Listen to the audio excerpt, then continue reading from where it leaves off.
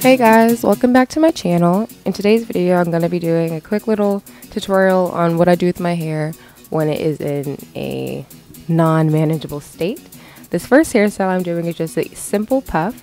All I'm doing is taking one hairband and just wrapping it around my hair on the top of my head. And then I just kind of tuck in and pull some more hair to make it tighter on the bottom and more poofy on the top. It's really simple to do. Takes like zero time.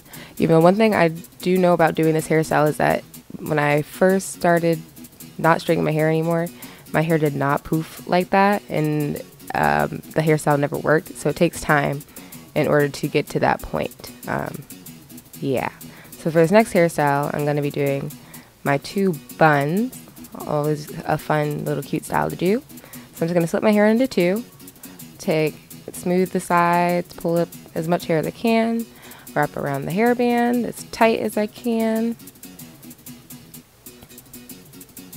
and then I'm going to do the exact same thing on the other side. Pull the hair in, make sure I got it all tight, and then move any other hairs that are not part of that out of the way, and then I'm going to grab the hairband, wrap the hair around it.